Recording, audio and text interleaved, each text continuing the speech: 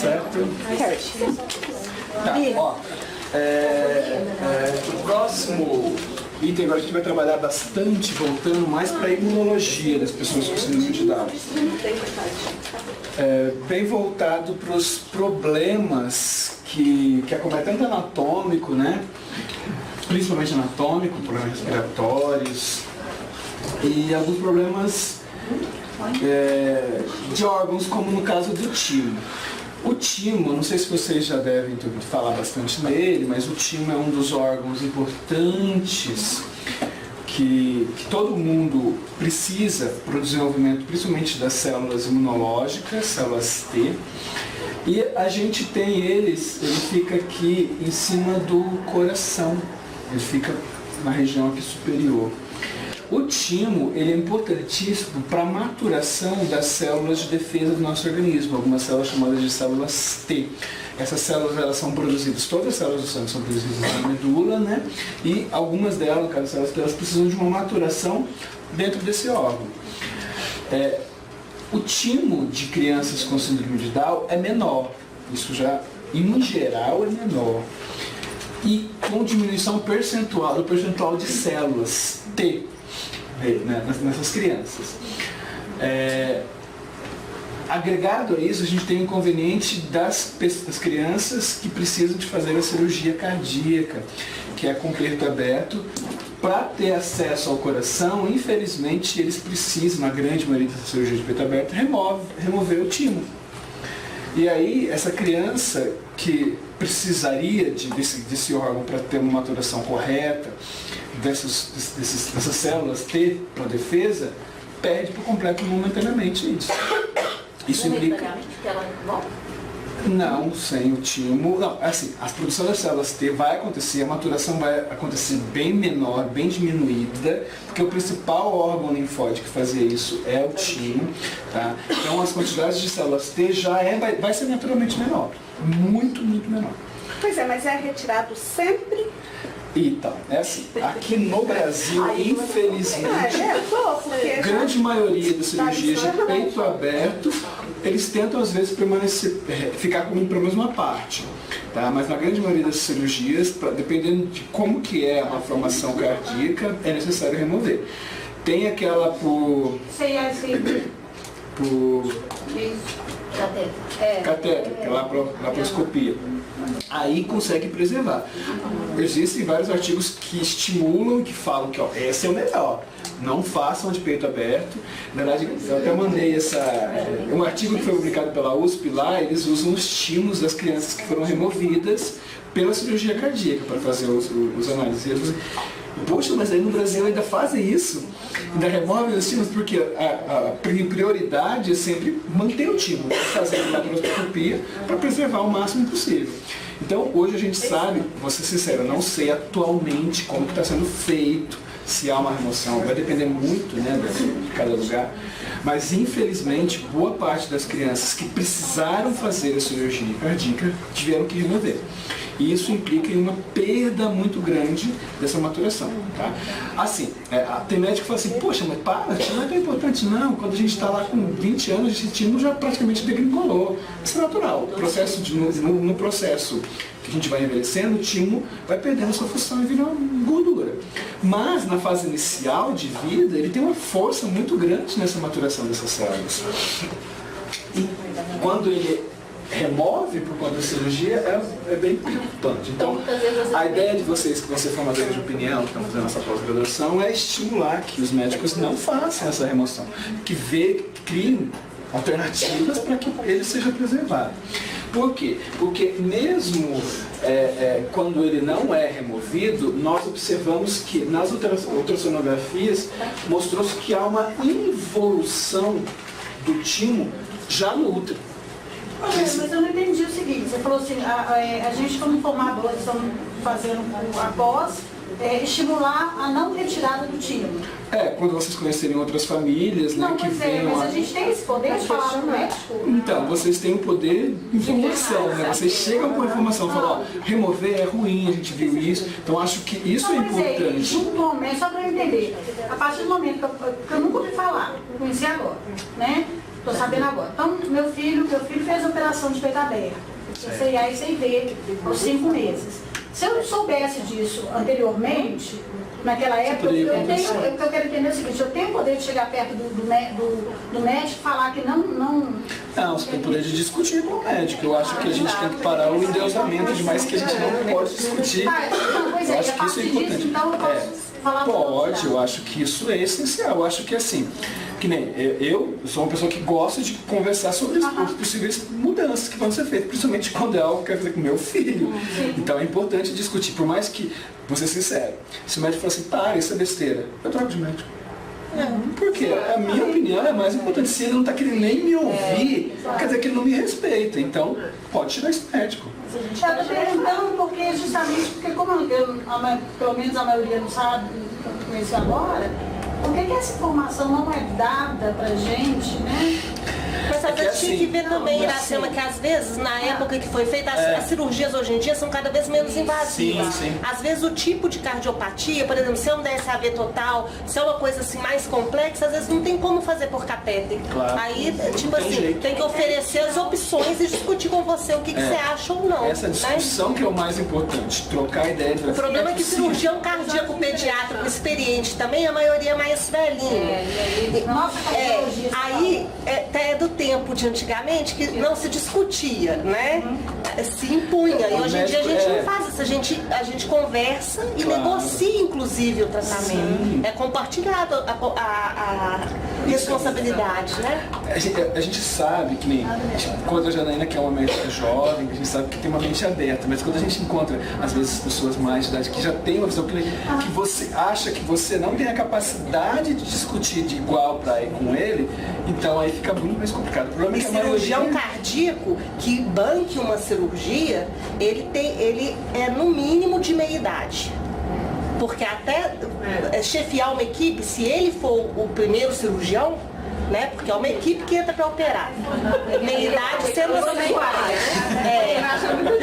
entendeu? Porque assim, ou não é? Tem que ser realista. Não, e também a gente não está dizendo a residência de cirurgia cardíaca vai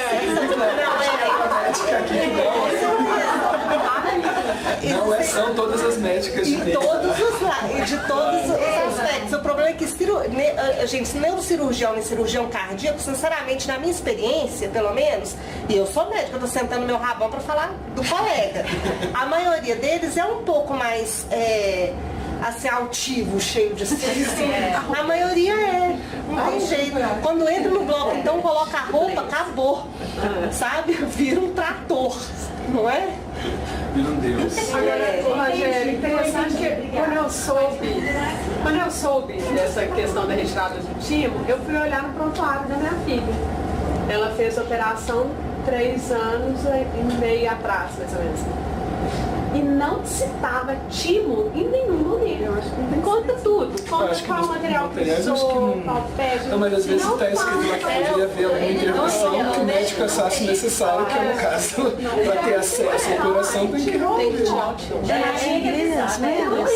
O timo é uma glândula, Eu sei que tirou pinta, não tira. O Baiar, pensa, o Baiar é um Deus, minha filha. Acima dele é só Deus. Ele é competentíssimo. Ele é um super cirurgião, mas eu tiro o chapéu por ele. Mas que ele é super Deus, Você nem discute com ele, você conversa com a secretária dele.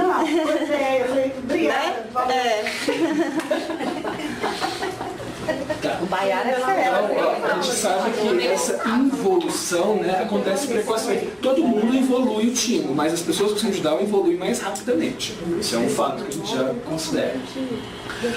Vinculado a essa involução dos timos, a gente tem alguns problemas que vêm por conta do papel do timo.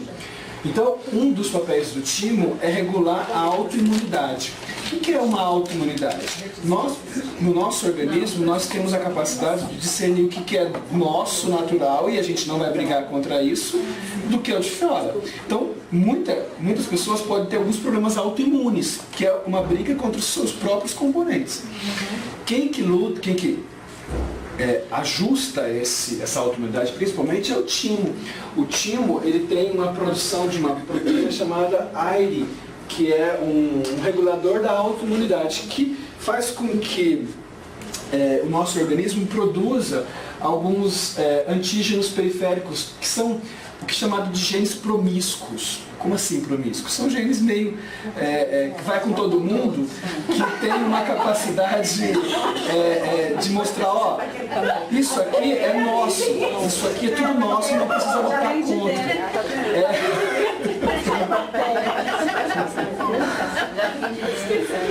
E quando as pessoas com síndrome de Down não conseguem produzir esses tipos de genes, elas começam a lutar contra os seus próprios componentes.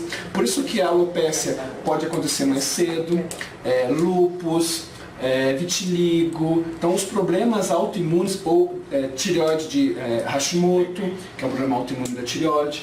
Então, isso acontece principalmente por essas mudanças aqui no timo, tá? Por isso que todas as pessoas com síndrome de Down têm uma tendência muito, muito maior de ter essas doenças autoimunes.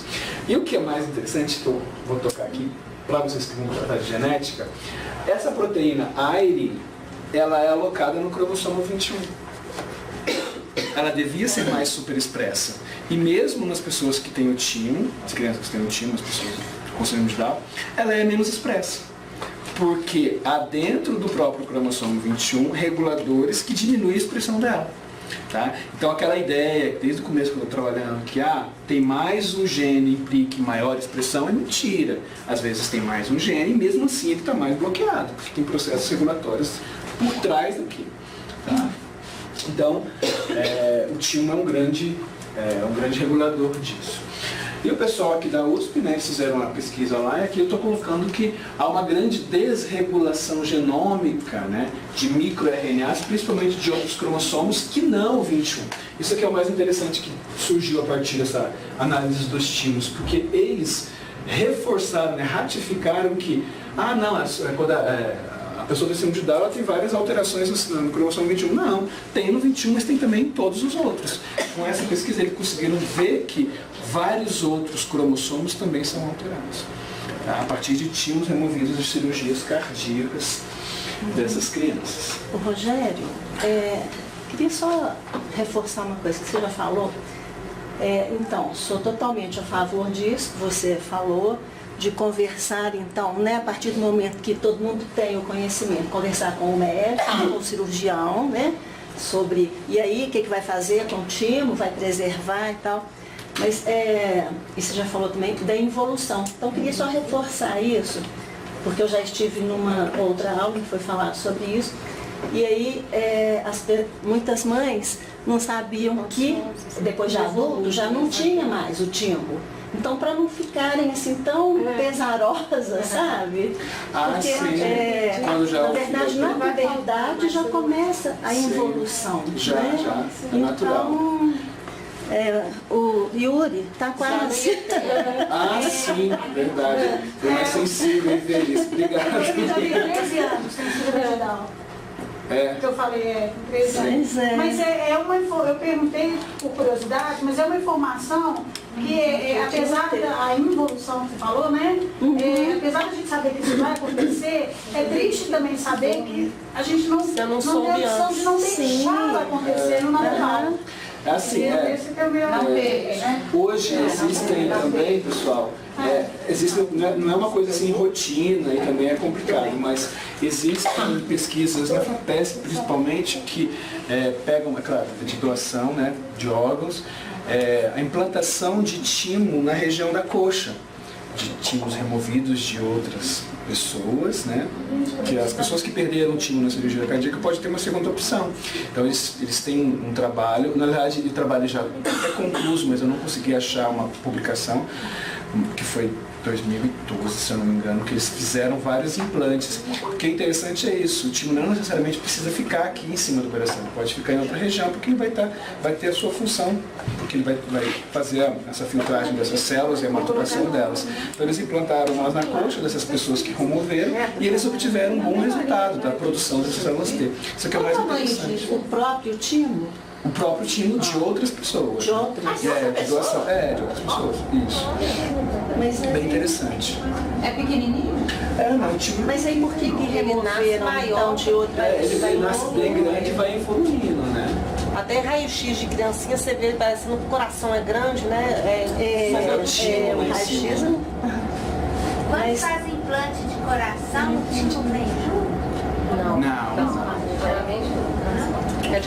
Mas Ainda mais então, isso aí que você falou. Se tiver que retirar o timo, então já poderia ser implantado. Então, é outra questão, mas que é uma técnica nova, eles estavam testando, então não é uma coisa assim de rotina, né, que é estabelecido um protocolo, porque não é assim tão fácil, mas que pode, isso, que há possibilidades.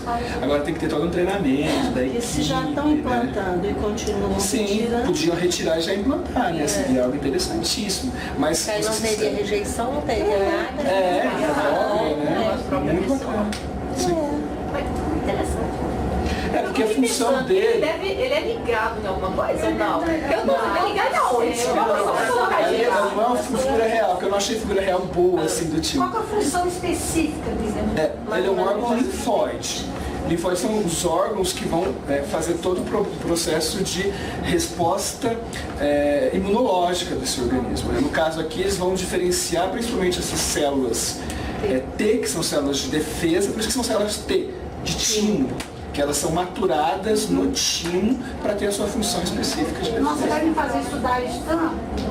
Eu vou dar aula sobre timo. É curiosíssimo. Se eu tiver outro filho, eu vou pôr outro timo. O que ela falou? não de timo.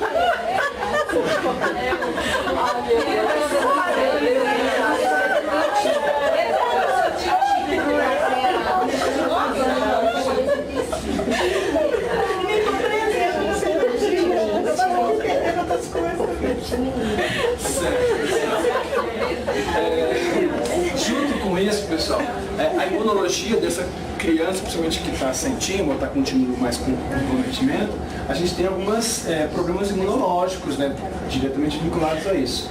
Em específico, a gente tem a questão das vacinas, né, que, em geral, é uma recomendação de um calendário um pouquinho mais diferenciado para as pessoas com síndrome de Down. Tá? Que nem a pneumo 10, que é usualmente ofertado, ao invés de 10 ofertado 13, que tem mais cepas que está correspondendo. Então, o que eu vou mostrar assim, uma visão geral do que eu tenho assim, da apanhada da ciência em relação às vacinas, e aí é bem único essas coisas assim, né? Então, a gente sabe que a efetividade é diminuída de algumas vacinas para as pessoas com síndrome de Down. Como assim diminuída? Quando a gente aplica uma vacina numa pessoa, a gente está estimulando o processo natural dela de se defender contra aquele determinado tipo de antígeno que a gente está colocando ela exposta.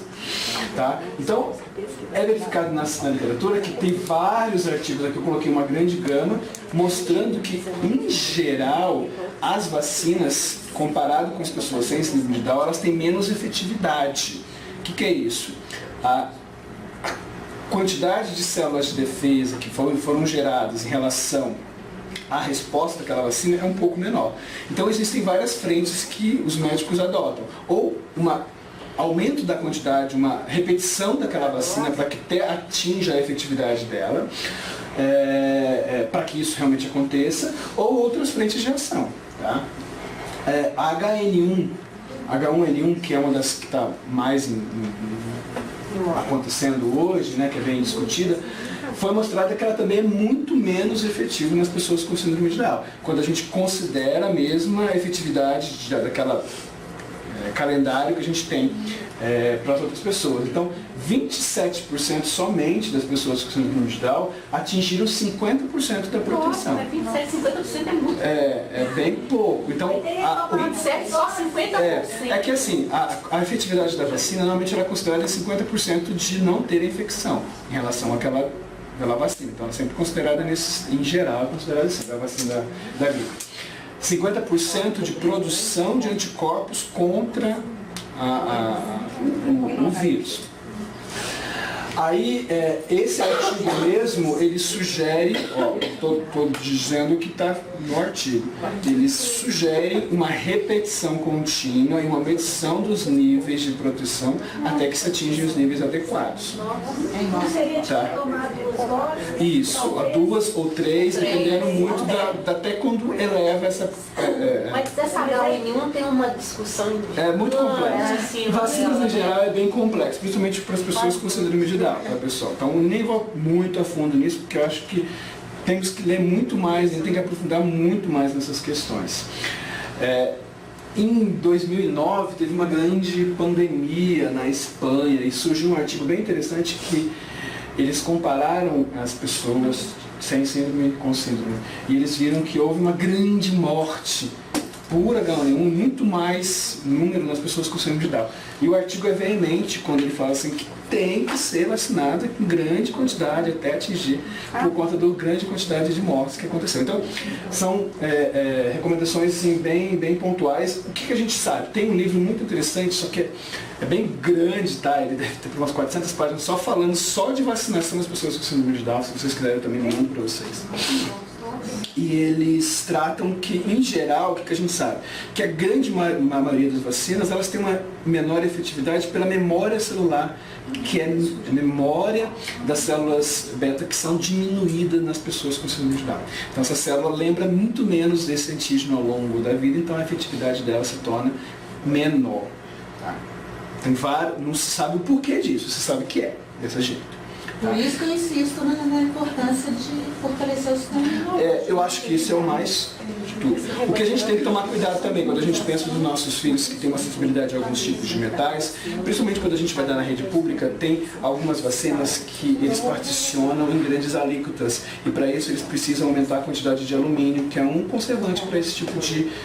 Então, não estou falando que todas têm a quantidade de alumínio, a gente está exposto o tempo inteiro, só tem que falar que tem mais cuidado dessa quantidade. Se você for dar mais vacina, e se essa vacina contiver mais quantidade de alumínio, e se essa criança tiver uma maior sensibilidade, a gente pode provocar alguns efeitos por conta dessa neurotoxicidade. Mas isso, que fique bem claro, a grande maioria dos artigos indicam vacinação, indicam por mais vacinação para que haja uma maior memória dessas células. Tá? Existe uma discussão, existem grupos que são contrários, a grande maioria da comunidade científica e médica vai para frente de que tem que ser vacinado em grande quantidade. Então, a gente tem várias discussões ainda sobre isso. O que eu passo para vocês hoje é que a efetividade, que tem um artigo que saiu esse ano sobre a efetividade de algumas vacinas, e aqui a gente vê que a grande maioria dos tipos diferentes de vacinas tiveram uma efetividade diminuída em relação a quando a gente compara com pessoas que não têm. Tá? Então isso que a gente tem, que eu quero passar para vocês, que é uma questão bem delicada, que tem gente que não vacina por várias outras questões, então acho que é uma opinião bem individual, você tem que pensar no sistema imunológico de cada uma das crianças que são únicas, né? Isso é válido para medicamento, essa menor efetividade ou não? Não. Que cada medicamento é único, né? Aqui a gente está tratando só de vacina.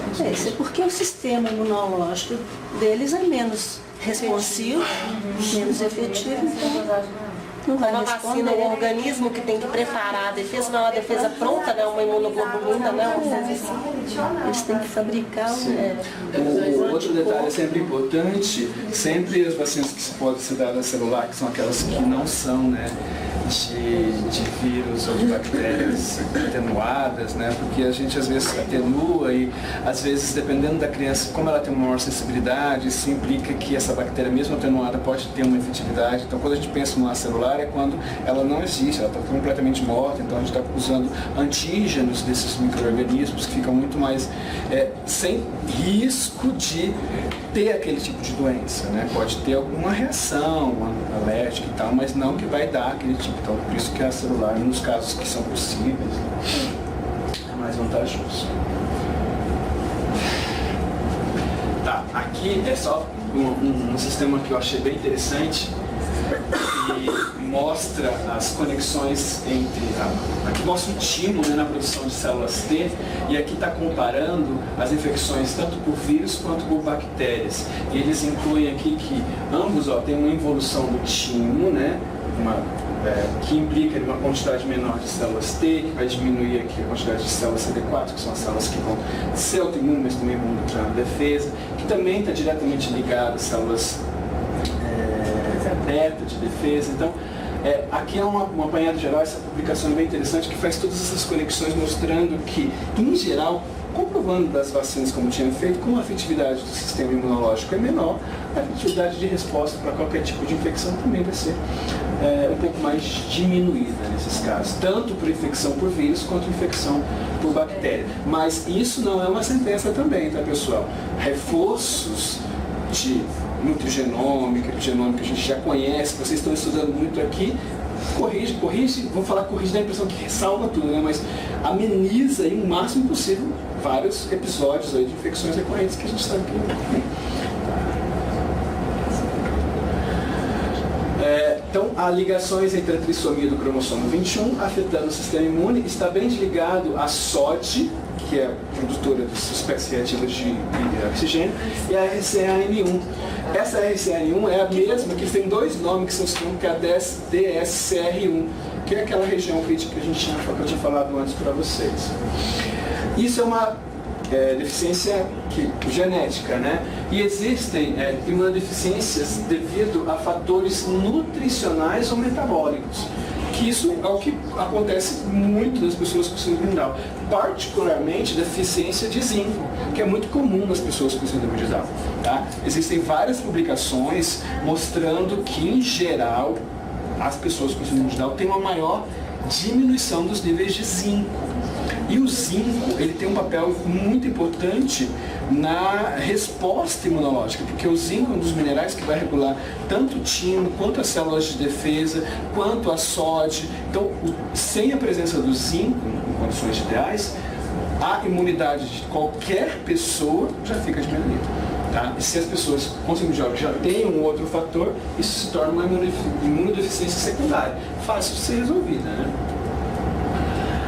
E tem fatores não imunológicos, né, que a gente já conhece muito nas pessoas com síndrome de Down, incluindo estruturas anatômicas anormais, né, como pequeno canal auditivo dificultando a secreção, provocando aquelas otites recorrentes, né, traqueomalácia, laringomalácia, que é quando tanto a traqueia quanto a laringe agem como se fosse uma mangueira, né, que se colabam e acaba que obstrui e acaba causando infecções recorrentes. Refluxo gastroesofágico, esse aqui é um dos grandes vilões, pessoal, porque quando a gente está com refluxo, e não pensem que o refluxo é só o vômito que a gente conhece, aquilo lá é a ponta do iceberg. O refluxo é muito longe do que aquilo, tá? Às vezes as crianças podem pensar que ela nunca teve refluxo, mas ela tem refluxo. Porque o refluxo pode ser oculto. A pessoa pode voltar e não precisa expelir aquele tipo de alimento. E ele pode aspirar isso de volta. Tá? Então é um grande risco existir um refluxo e a gente desconhecer, porque a gente só fica com a ideia de que tem que estar vomitando para ter algum tipo de refluxo. Né? Então é perigoso isso. E as pessoas com síndrome de Down têm uma tendência muito maior a ter refluxo gastroesofágico. Isso vinca voltado, como eu falei, da disfagia também, que vai acontecer problema com a deglutição, e a microaspiração, que é o maior problema. A microaspiração é quando parte desses alimentos que voltaram são aspirados, vão para o pulmão e ali provoca as infecções recorrentes.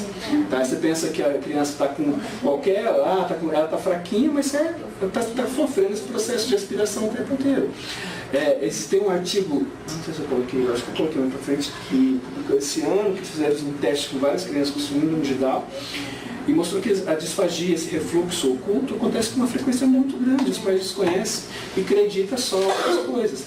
E lá no artigo eles são bem veementes de fazer um exame, que é o exame de vídeo, né, que coloca um marcador no alimento da criança, a criança usa o marcador e faz uma análise radiológica depois de um certo tempo para ver se esse material foi aspirado para o pulmão, para ver se teve aspiração.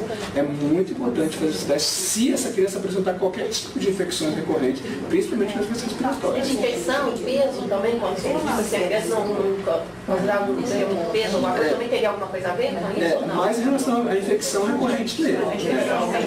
Pois é, Rogério, quando vocês falam essa questão de infecção respiratória, basicamente, o quê? Como assim o quê? Porque eles têm uma secreção que não acaba nunca. Então, a própria secreção, por que ela está acontecendo? Tem vários motivos que pode acontecer. Um dos motivos pode ser esse refluxo gastroesofágico. Pode ser. Estou dizendo que é. Mas existem vários fatores, como pode ser alergia a algum tipo de alimento que ela está usando, pode ser algum processo alérgico usual que ela tem, algum esporo, alguma coisa. Pode ser alguma outra infecção ou infecção natural que está tendo não sei, pode ser muitos fatores que estão provocando essa, se fala uma muco o tempo inteiro, né?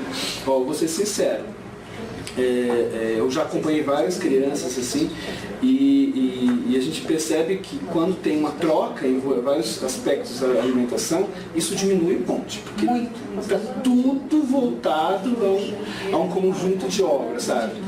Porque quando a gente tem uma criança que já tem leite, o leite ele tem uma tendência muito grande a ser alergênico, a aumentar a produção de muco. Então, para as crianças síndrome de Down, se ela tiver com muito muco, um dos testes importantes a ser feito é remover o leite e ver como é que vai acontecer por um período. Todos os derivados. O leite é um grande risco. Agora, se não foi o leite, tem que buscar outras fontes, sabe? E uma coisa que é bem importante, eu acho que, a gente estava discutindo no grupo esses dias, uma das que é bem usado, pouco aproveitado, a acetilcisteína, que é um aminoácido bem implicado na ação antioxidante e nesse processo de diminuir a quantidade de viscosidade do muco, é bem importante, porque assim, as pessoas com síndrome de Down, elas têm uma hipotonia em geral, e isso dificulta expelir esse muco e fica aquela coisa horrível. Então, facilitar essa elasticidade, fazer com que ele se torne mais líquido é algo bacana. A acetilcisteína ou a carbocisteína, ambos, conseguem fazer com que isso diminua, fazer com que ele se torne mais elástico, e é algo que pode acontecer. Pode ser que uma intervenção simples, de por um tempo, existem tops hoje de acetilcisteína que você consegue comprar, que pode funcionar. O meu filho... eu não sei se é pelo nome, mas o meu filho estava com uma coriza depois de uma infecçãozinha simples, né? De garganta. Ficou assim 2 dias, entrou com acetilcisteína, em 2 dias já expeliu um monte, né? Então é uma intervenção, e não tem muito efeito, praticamente nenhum efeito colateral, porque é um aminoácido típico e tal. Ela tem rinite alérgica, então isso aí vai provocando muco e toda a crise. Então tem várias frentes, tá, pessoal? Essas infecções aqui, aumento da infecção do trato gastrointestinal, e um que é muito comum, que é a apneia. Tá? As pessoas com síndrome de Down, elas têm uma tendência muito maior a ter apneia obstrutiva, né? Por crescimento de amígdala, problemas no sistema respiratório, e também existem médicos que falam que não tem apneia central, mas pode ter apneia central sim, porque o meu filho tem. Então você sabe qual é a porcentagem? Não, é assim, a obstrutiva é loucura, é a principal. A principal é a obstrutiva. É da amígdala? Que é alguma obstrução mesmo na via respiratória que diminui a apneia. Vamos voltar, o que é a apneia? A apneia é quando a pessoa para de respirar por no mínimo 10 segundos. No mínimo 10 segundos é considerada apneia. Se a obstrução for parcial, entre 30% e 50% dessa via respiratória, é considerado hipoapneia. Tá? As pessoas com síndrome de Down, a principal característica é ter apneia obstrutiva, que é quando há infecção de amígdala, adenoide, e isso impede a passagem natural de oxigênio e ela acaba sofrendo um processo de obstrução por um período considerado. É perigosíssimo, a gente sabe disso. Por quê? A parada da oxigenação dos tecidos é um agravante para o cognitivo, para o imunológico, para tudo. Então, é importantíssimo avaliar se você vê que seu filho está com um problema, principalmente para dormir, ou está acordando letárgico, com um monte de cansaço, querendo dormir muito durante o dia. São várias clínicas que indicam que ele está com um problema. Então a gente tem que pensar em várias intervenções. Quando é obstrutiva, tem que pensar em várias frentes, né? Tanto cirúrgica, tem vários resultados de cirurgias que são bem efetivas, tá? Para a correção de apneia obstrutiva. E quando é central, é um pouco mais complexa, porque daí envolve um processo de maturação neuronal. O que é central? A central é quando que há alguma intervenção do sinal neuronal que faz com que o próprio sistema muscular pare de respirar por um certo período. Aí é um pouco mais complicado. Existem testes que usam cafeína para estimular esse sistema central a ter um controle melhor. Existem pessoas que conseguem bons resultados com a melatonina, que é o hormônio natural que nós produzimos para o sono. Então tem várias frentes de ação. E esse central pega da mesma forma? Existem médicos que afirmam que nós não temos, as pessoas que não têm apneia central, só tem obstrutiva. Baseado em quê? Baseado na clínica própria. Na clínica do médico. E a clínica entre as duas é igual? Hã? A clínica entre as duas é igual? Depende muito. Por quê? Vai depender de muito, assim. Meu filho fez o teste se faz o exame do sono, que é a chamada de polissonografia. Você fica uma noite numa clínica, aqui eu fiquei sabendo que faz até em casa, você pode levar o equipamento, aí você coloca lá vários eletrodos para medir todo o sistema de sono REM, sono não REM, e aí você vê como é que foi todo o desenrolar da noite. A gente consegue ver claramente a quantidade de episódios, em que momentos houve os episódios de apneia e hipopneia. Até 20 episódios é considerado assim normal, que não implique em clínica, que não implique em nada de intervenção. Acima disso já é algo para se pensar em fazer algum tipo de intervenção. No caso do meu filho, ele teve 12 episódios de hipopneia e 9 de apneia central. Meu filho não tem apneia obstrutiva, só central. Então, no caso dele, como ele não tem clínica alguma, você não tem que fazer intervenção. Por quê? Às vezes isso é um processo natural de maturação neurológica que precisa acontecer com o tempo.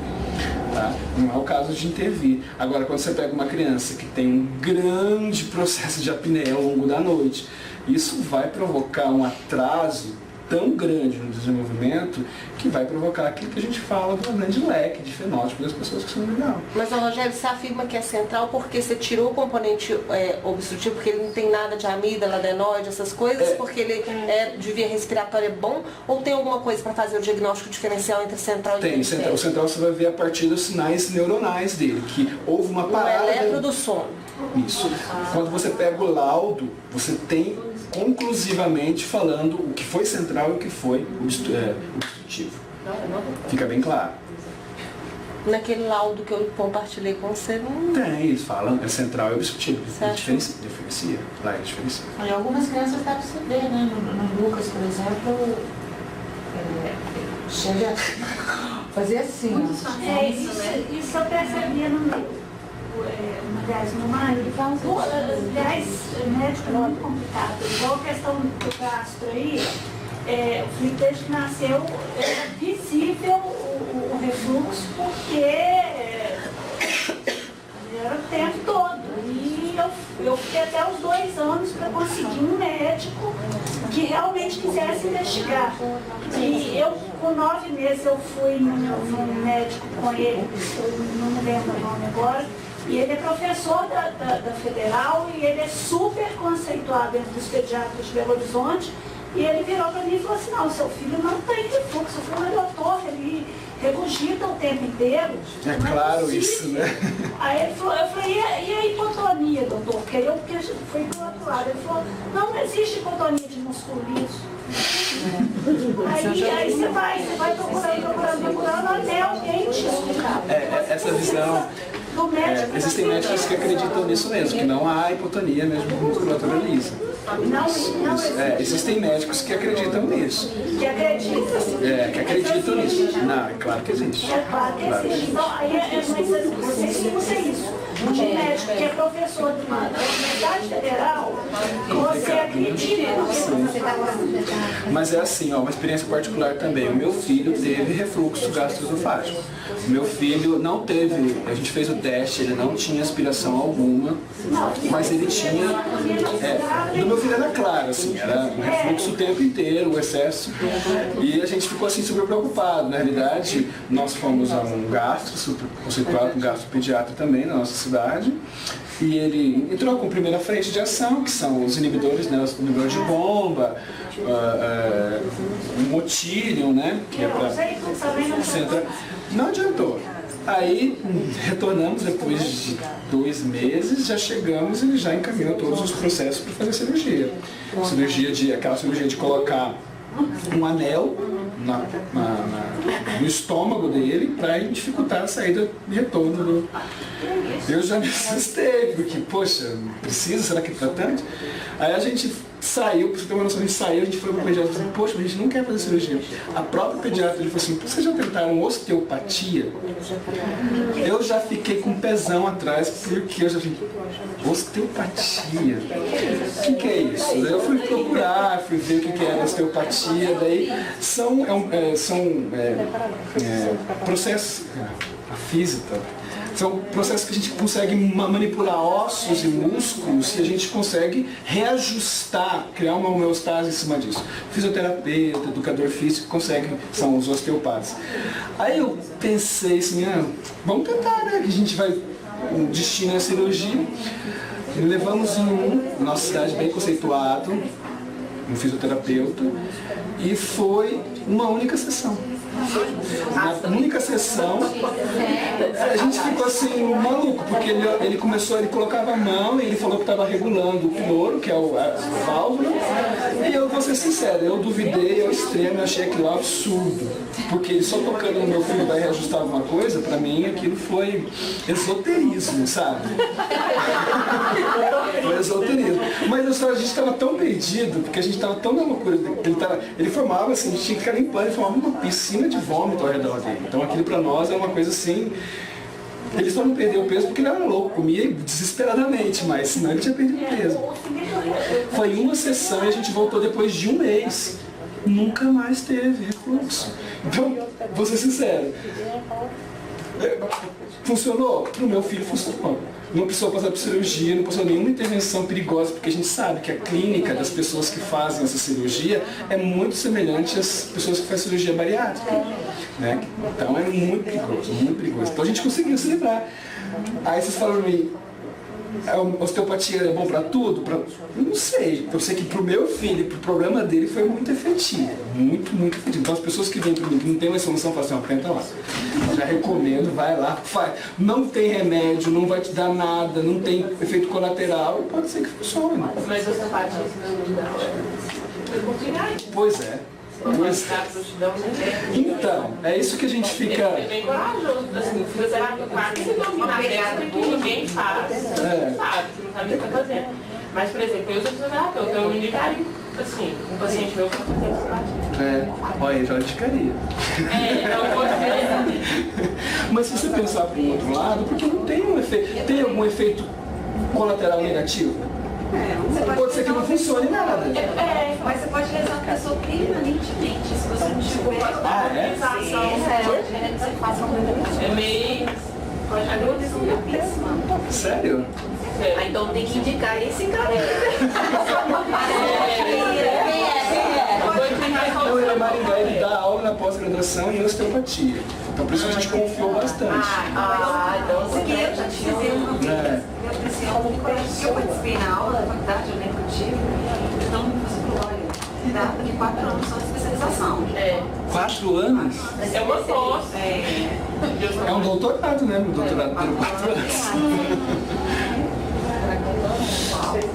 Então, voltando aqui, as chances de fatores não imunológicos são muito grandes. E redução de todos esses fatores, pessoal, pode reduzir muito essa suscetibilidade a infecções de pessoas com síndrome de Down. Então isso que é importante, pensar em várias frentes de intervenção por conta dessas dificuldades anatômicas naturais que as pessoas com síndrome de Down têm. Tá? Sem pensar lá em todas as questões genéticas que estão implicadas. Né? Junto com isso, Esse artigo assim, é interessante que ele trata desses aspectos num conjunto que ele vai desde fatores não imunológicos até fatores imunológicos, como baixa quimotaxia, que é por conta da sódio, do zinco, baixos níveis de respostas de anticorpos, porque a gente já viu todo o processo do timo, o processo de maturação, e aí vem os fatores não imunológicos, como anomalias do sistema de respiração, pode ser infecções recorrentes, ou o próprio posicionamento do nariz, a forma como a anatomia das pessoas com síndrome são, refluxo gastroesofágico, essa mobilidade mais aumentada, né? E problemas de infecções de ouvido. A gente sabe que é muito perigoso quando a gente tem as pessoas com síndrome de Down, elas têm uma tendência muito grande a perder a audição. Por conta dessas infecções, elas acabam migrando, né, esses núcleos para as vias auditivas, e isso pode perder boa parte, se não deixar completamente surdo. Tá? Então tem que tomar muito cuidado. Por quê? Outro problema é que eles têm o canal auditivo um pouco menor, né? Anatomicamente é menor. Isso implica que espere muito menos muco. E esse muco acumula, e muco vocês sabem que é uma festa para a bactéria, né? É perigosíssimo.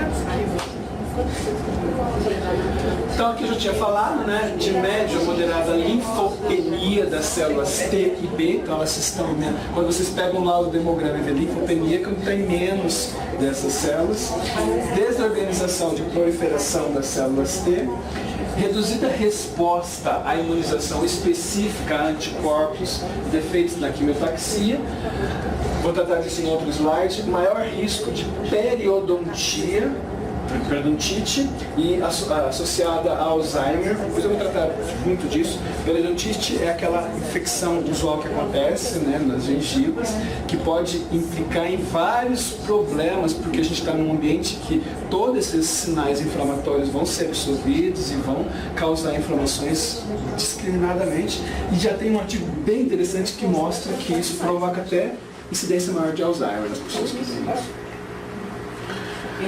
Voltando para o timo, a autoimunidade é muito frequente. Aqui a gente tem uma menininha de síndrome de Down, né, com 9 anos. Vocês estão vendo que os sinais de alopécia já estão bem gritantes. Isso vai variar muito de criança para criança.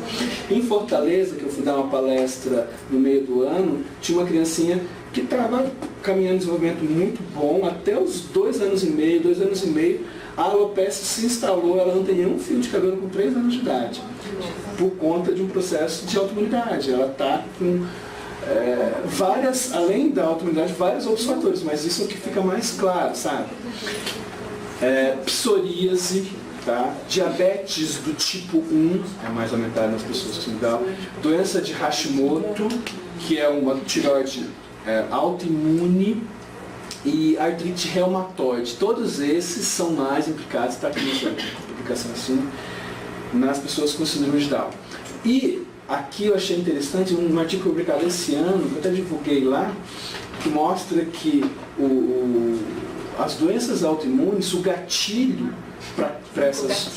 Eu escrevi gatilho. É errado para a pessoa, o gatilho.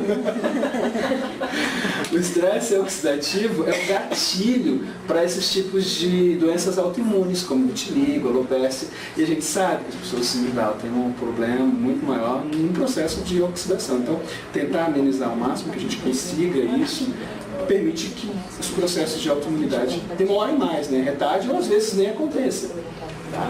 Mas que fique claro, nem toda pessoa com síndrome de Down vai ter problemas autoimunes frequentes, tá? Isso vai variar muito de fenótipo para fenótipo, tá? Muito, muito, muito. Você acha que é muito comum? Eu quase não vejo.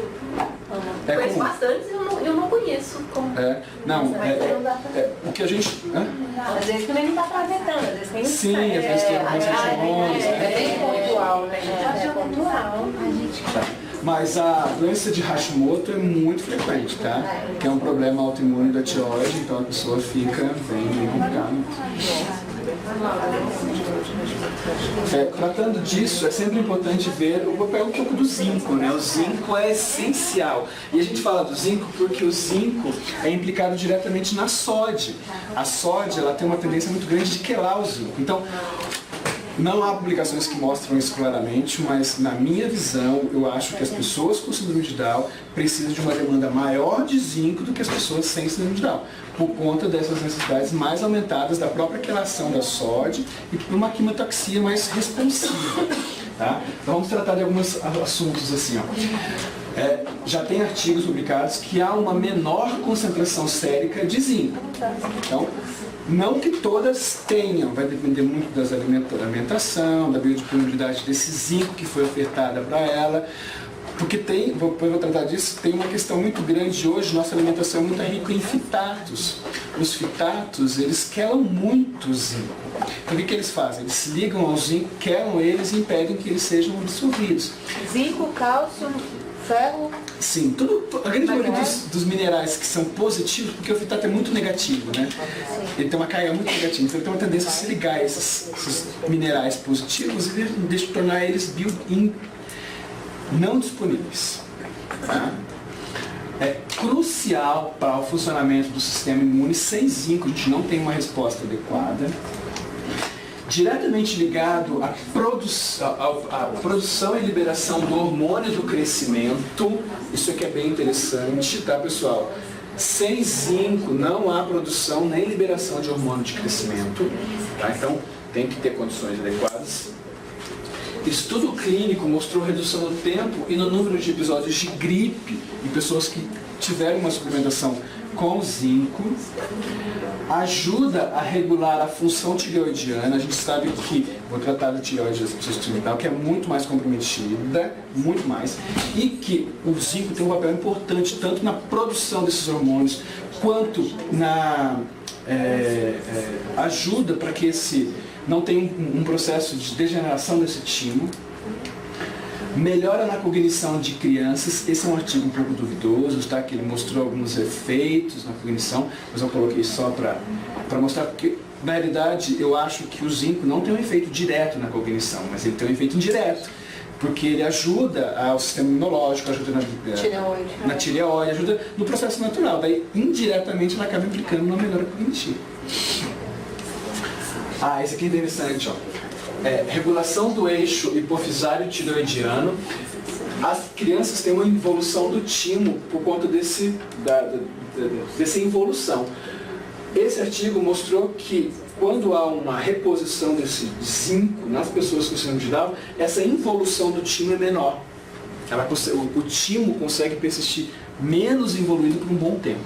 Tá? Essa aqui é uma das publicações que é interessante, que está na tese de doutorado do Dr. Zan.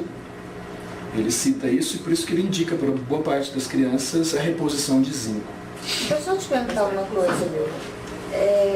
Eu perco em quantidade de zinco, por exemplo, a semente de abóbora tem quase 8 miligramas e 100 gramas tem quase 8 miligramas de zinco. Por? 100 gramas. Então, é uma semente que tem bastante zinco. Se eu coloco, por exemplo, numa massa de cookie, e eu vou assar 10, 12 minutos no forno, eu perco. O zinco é uma...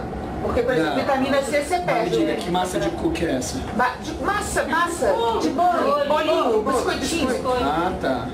Assar, aquecer, eu perco o zinco não perde o aquecimento. Perde as propriedades. Não perde. O zinco não é o caso, o zinco é um mineral.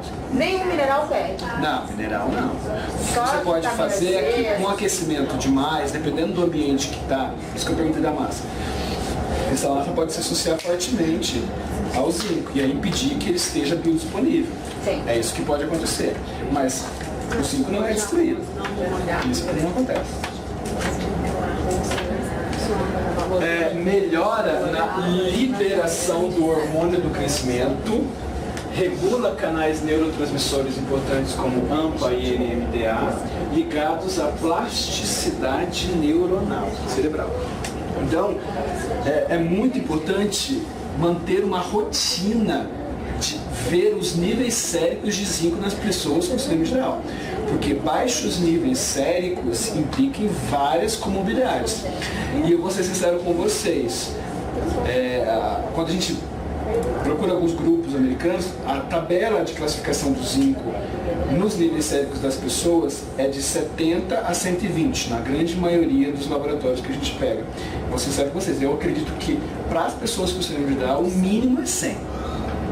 Para ter uma demanda um pouco melhor de zinco, para ter toda essa resposta quimiotáxica, para ter essa resposta na quantidade da sódio e tudo quanto mais. Quanto? No mínimo 100. Eu acho que o adequado, assim, é claro, vai variar muito, né? O zinco pode variar ao longo, mas o correto é manter os níveis de zinco acima para ter uma resposta imunológica mais adequada. Por quê? Se você pega uma criança que está lá com zinco 40, 50, já tem uma quimiotaxia mais diminuída, a imunologia dela está muito baixa. Poxa, a chance dela ter infecções recorrentes Aí vem essa revisão que vocês também quiserem manda, é muito interessante, que foi uma revisão que abarcou todos os principais órgãos que gerenciam essa questão do zinco na alimentação, e elas construíram uma nova tabela, tá? Na verdade foi uma avaliação de vários tipos. O que eu achei interessante é que essa é uma das primeiras que considerou o papel dos fitatos. Porque a gente, na nossa alimentação, é muito comum ter uma grande quantidade de fitatos. A grande maioria dos vegetais hoje tem fitatos. Então, os grãos, em geral, são muito ricos em fitatos. Então, eles consideraram que, como nós temos uma grande quantidade de fitatos, esses fitatos estão se ligando ao zinco, impedindo que eles se tornem bem disponíveis. Então, eles fizeram essa tabela, no qual eles colocaram aqui, ó, alta biodisponibilidade, quando a alimentação é bem menos rica em fitato, então o zinco é bem disponível. Quando é moderada biodisponibilidade, em torno de 30%, e quando tem uma baixa biodisponibilidade, o que usualmente é o que mais acontece, quando o zinco está bem pouco biodisponível por conta do excesso de fitatos. E aí eles fizeram essas três faixas aqui, ó, high, alto, moderado e baixo. Então, quando a gente tem baixo nível de fitato, ó, e aqui a tabela a partir da idade, né, variando de 7 a 12 meses, e aqui, ó, 8,4 miligramas de zinco por dia numa dieta de uma criança que tem uma baixa disponibilidade de fitato, uma baixa disponibilidade de zinco por conta da alimentação de fitato. E assim vai sucessivamente. Então, quando a gente compara, a gente vê que a demanda de zinco, avaliando hoje, é um pouco maior. Tá? Então, a gente tem que ponderar, porque às vezes a gente fornece na alimentação menos do que deveria ter. Então, a gente às vezes alimenta tão certo e os níveis de zinco nunca sobem. Mas aí você tem um arroz lá parboilizado riquíssimo em fitatos, a gente tem alguns grãos riquíssimos em fitatos. Então, uma das dicas hoje é demolhar. Colocar ele em um ambiente aquoso, porque o fitato é muito solúvel em água, então ele vai sendo solubilizado nesse ambiente aquoso e fica com muito... Claro, você não vai remover todo o fitato, mas você vai diminuir essa grande quantidade de fitatos que vai se ligar a esse zinco e implicar que ele se torne não disponível.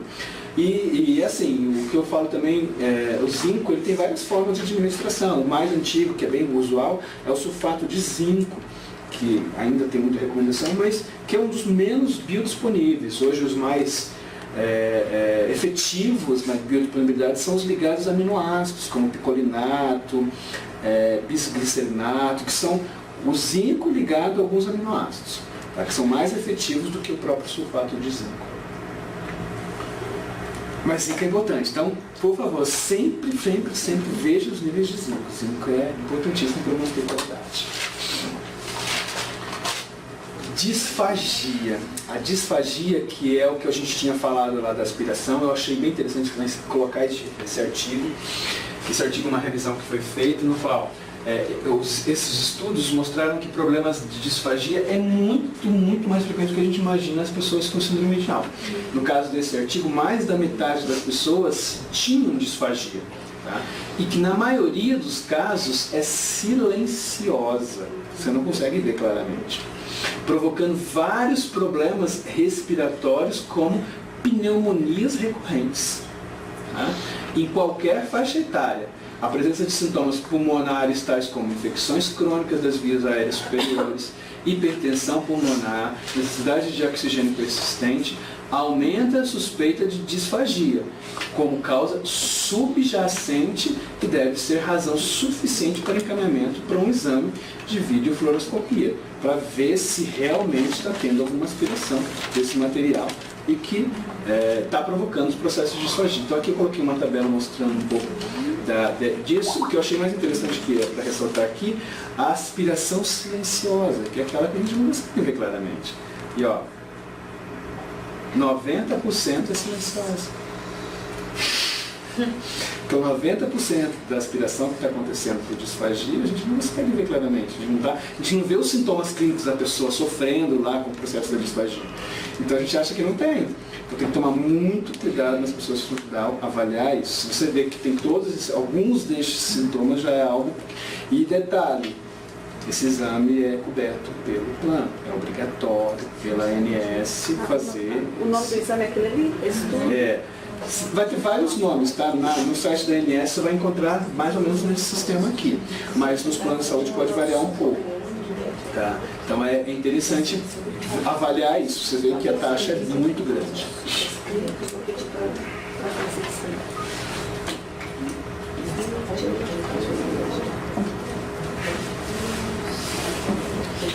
Beleza? Posso mudar? Estão copiando? Se quiser depois eu mando para vocês.